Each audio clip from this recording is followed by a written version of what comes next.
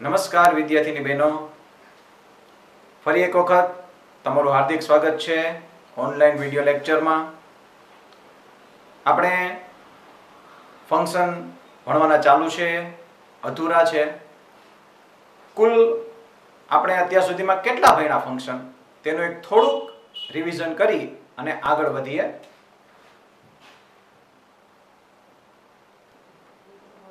Describing action, describing time, describing person, describing place, describing location, describing reason.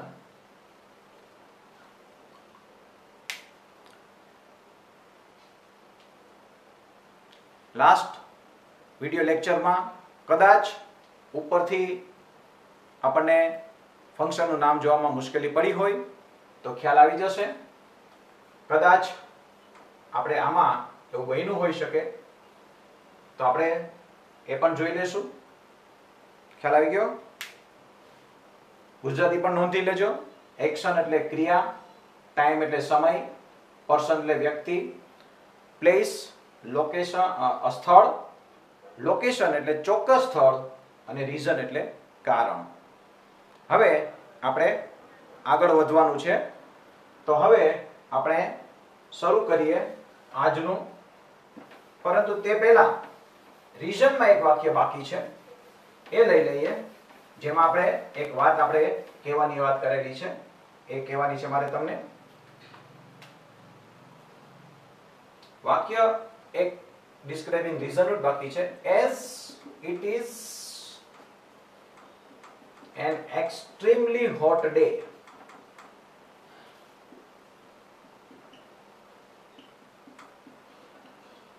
you should stay at home.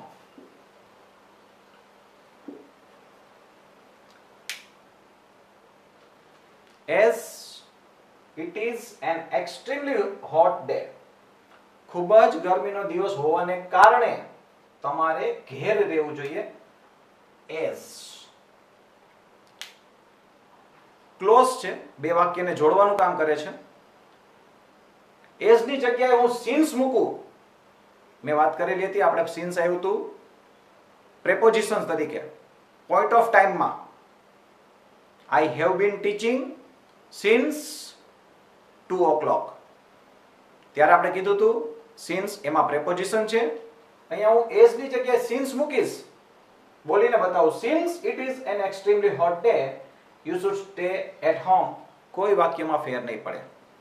તો આમ as અને since એ close છે, generally વાક્યની શરૂઆતમાં મૂકે છે. તમે આમ વિચારો, you should stay at home because, ખ્યાલ આવી ગયો? ફરીથી, you should stay at home because it is an extremely hot day. આમ પણ લખી શકાય છે, પરંતુ because એ જનરલી આપણે બે વાક્યની વચમાં મૂકતા હોઈએ છીએ. as અને since આપણે વાક્યની શરૂઆતમાં મૂકીએ છીએ, because ને વચમાં મૂકીએ છીએ. તો અહીંયા as ની જગ્યાએ since પણ એનું સમાનાર્થી છે, અને પ્રેપોઝિશન since અને આ ક્લોઝ since એમાં એક આટલો તફાવત છે. અહીંયા આપણે રીઝન પૂરું કરીએ છીએ. હવે આપણે નવું લઈએ છીએ, describing process.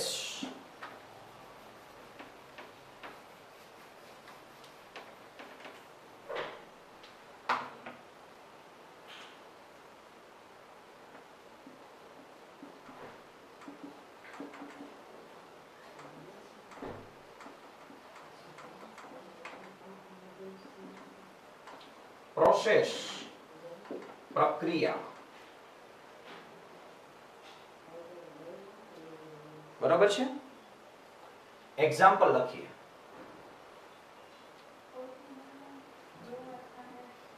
mash the potatoes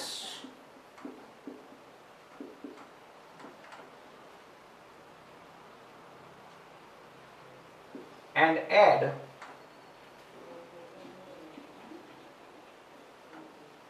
salt, and pepper to eat. નવા શબ્દ લાગે તો ધ્યાન દોરીશ. Mesh the potatoes. બટેટાને આપણે મિશ્રણ કરીએ છીએ, માવો બનાવીએ છીએ, એના માટેનો શબ્દ છે મેશ. બટેટાનો માવો બનાવો અને તેમાં મીઠું અને તીખા અથવા તો કાળા મરી તેમાં ઉમેરો. સેકન્ડ એક્ઝામ્પલ લેશું.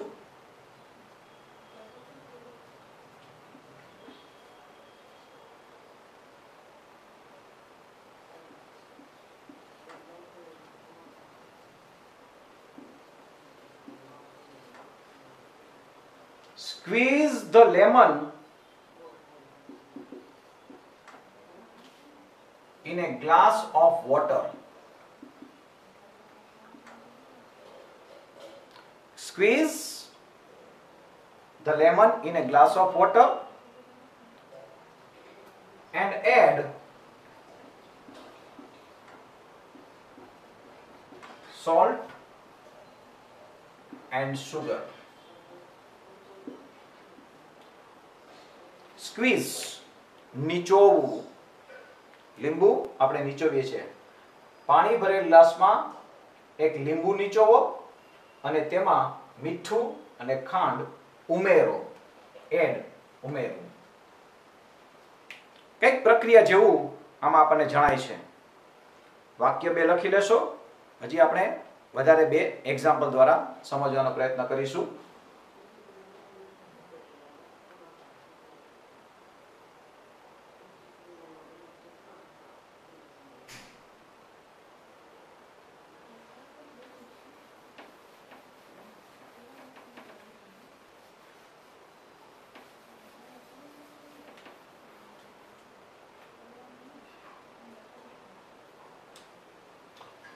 Pour the milk in the glass.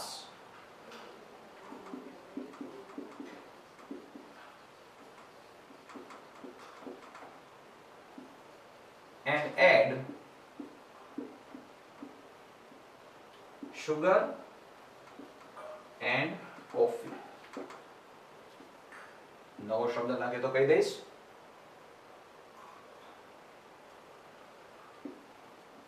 Go straight and then take a right turn.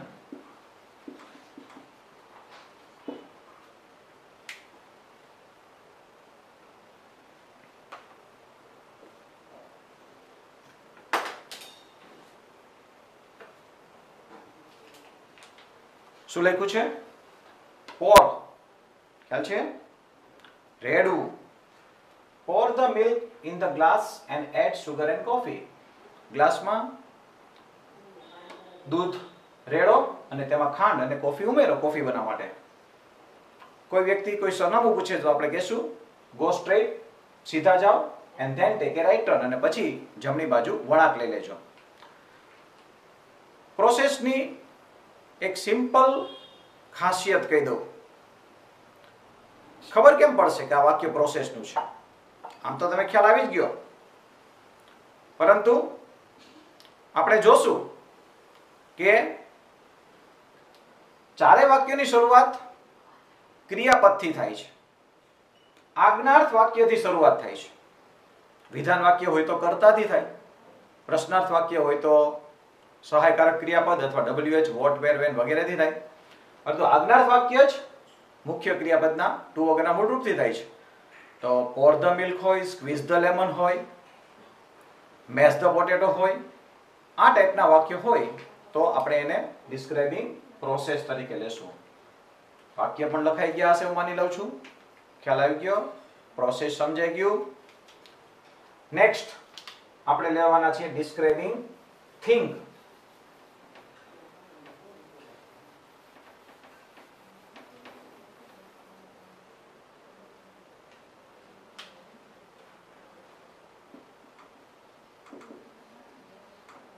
Thing તો આપણને ખબર જ હોય, વસ્તુ. એક્ઝામ્પલ લઈએ.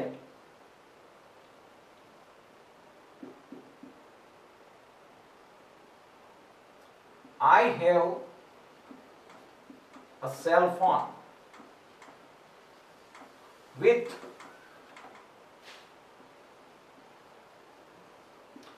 many facilities.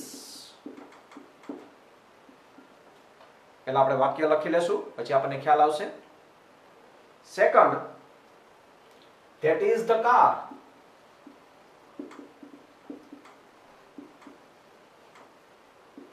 whose owner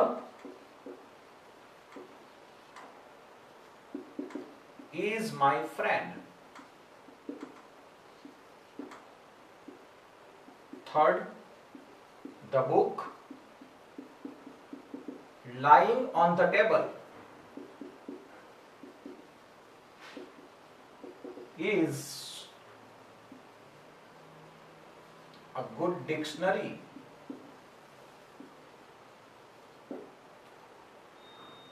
વાક્ય લખી લો પહેલા, પછી આપણે સમજીએ.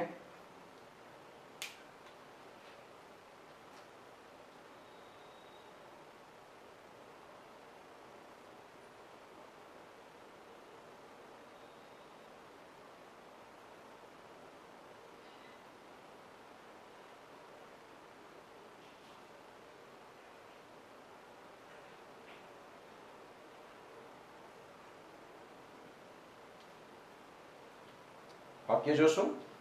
I have a cell phone. cell phone એટલે કે મોબાઈલ ફોન, એને સમાનાર્થીમાં સેલ ફોન કહે છે. with many facilities, મારી પાસે ઘણી બધી સુવિધાઓ વાળો સેલ ફોન છે, વસ્તુની વાત છે. that is the car whose owner is my friend. પેલી એ કાર છે કે જેના માલિક મારા મિત્ર છે. અને the book lying on the table is a good dictionary. Table ઉપર પડેલું પુસ્તક એક સારી ડિક્શનરી યાनी કે સારો શબ્દકોશ છે. એક એક્ઝામ્પલ લઈએ, હજી વધારે ખ્યાલ આવશે.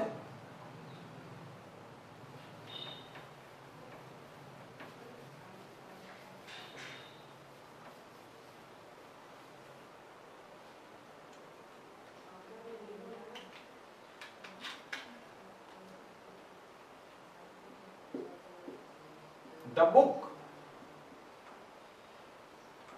which you have bought is written by Rabindranath Tagore.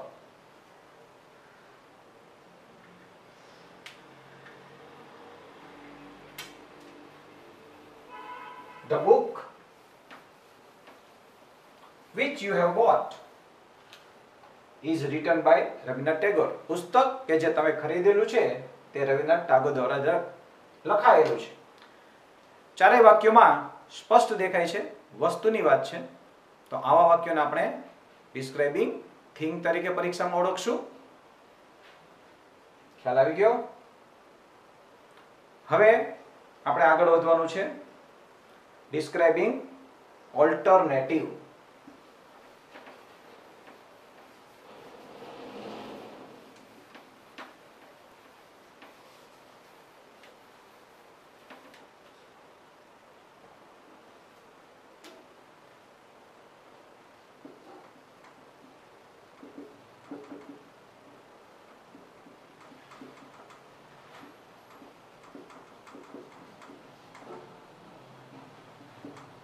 Alternative વિકલ્પ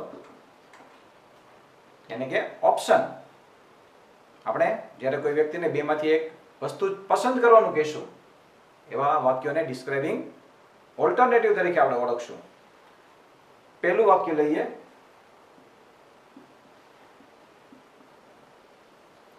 Do you like tea or coffee?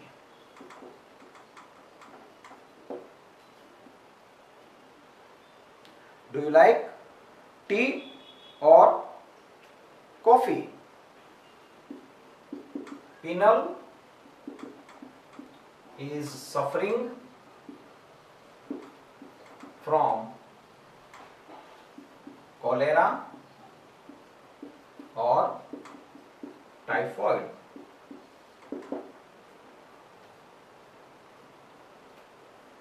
હજી પણ એક વાક્ય દ્વારા વધારે સમજીએ.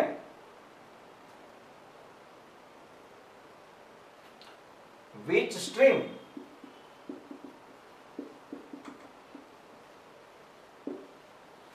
would you prefer?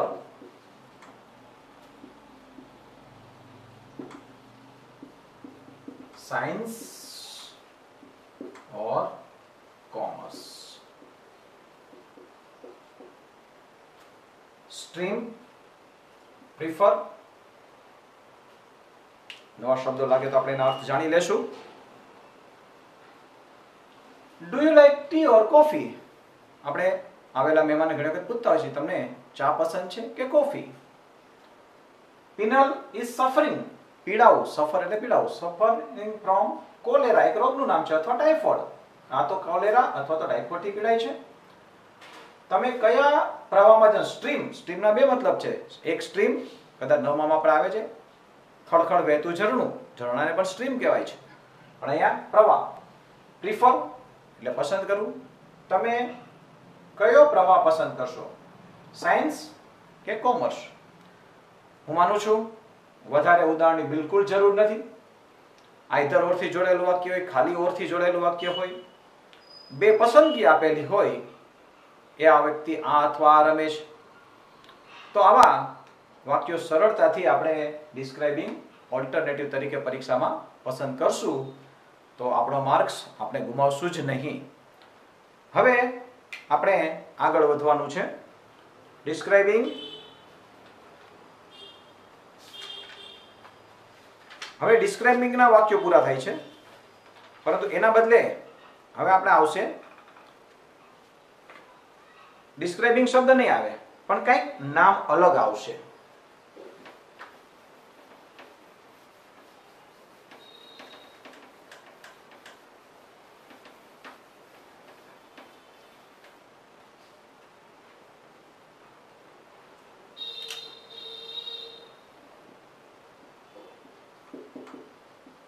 Inquiry as nature, અથવા એને બીજું પણ નામ આપવામાં આવેલું છે, પરીક્ષામાં હોય છે, seeking information.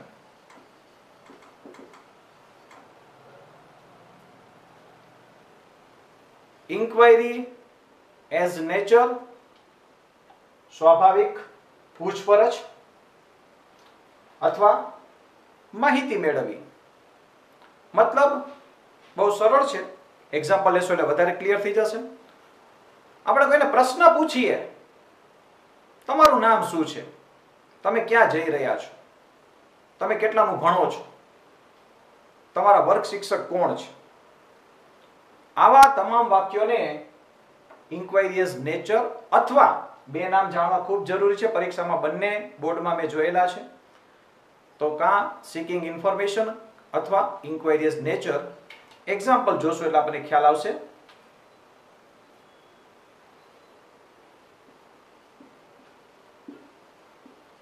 How many children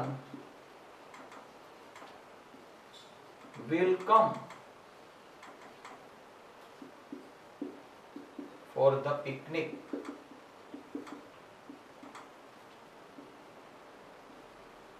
The teacher asked.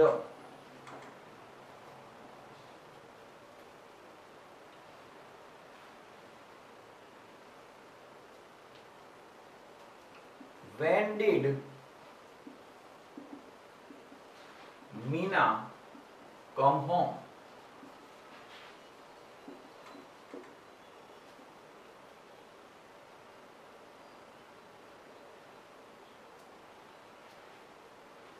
What is the price of this TV set? Mr. Dave asked. And last, where are you going? વાક્ય લખી લેશો.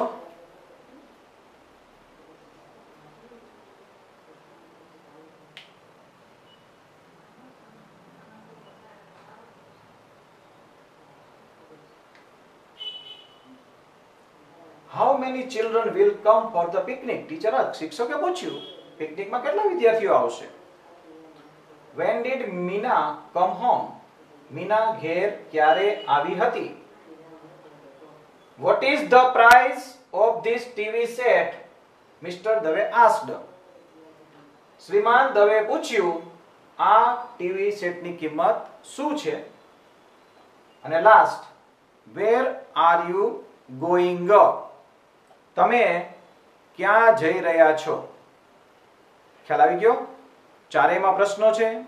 પ્રશ્ન પૂછતા વાક્યો કદાચ સૌથી સરળ ટોપિક હોય તો ઇન્ક્વાયરી એઝ નેચર જ કહી શકાય. પ્રશ્ન પૂછીએ તો સમજી લેવાનું કે વાક્ય ઇન્ક્વાયરી એઝ નેચર અથવા સીકિંગ ઇન્ફોર્મેશન નું છે. હવે આપણે લાસ્ટ લેવાના છીએ, જેનું પણ નામ ડિસ્ક્રાઇબિંગ નથી, એટલે આપણે આને છેલ્લા જ ક્રમમાં રાખ્યા છે. જેનું ટાઇટલ રહેશે એક્સચેન્જિંગ નાઇસિટીઝ, એનું પણ ડબલ નામ છે, અથવા એક્સચેન્જિંગ નાઇસિટીઝ અથવા એક્સચેન્જિંગ પ્લેઝન્ટ્રીઝ.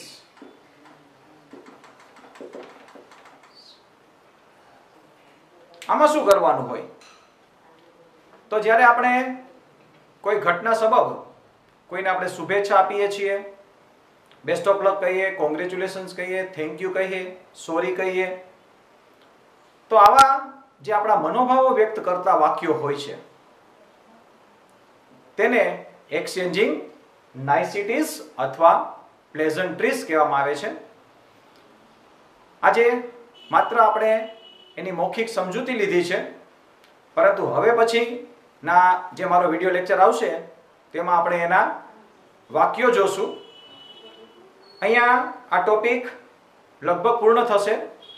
પછી પરીક્ષામાં કઈ રીતે પૂછાય છે હું તમને હોમવર્ક પણ આપીશ, તો એ રીતે તમારે એને તૈયારી કરવાની છે. આ એક જ ટોપિક આપણો લાસ્ટ બાકી રહેશે, જે હવે પછીના આપણે વિડિયો લેક્ચરમાં એના વાક્યો જોશું, અને ત્યાર પછી એની પરીક્ષામાં પ્રેક્ટિસ પણ આપણે કઈ રીતે કરાય છે એ પણ જોશું. Okay, thank you, good day.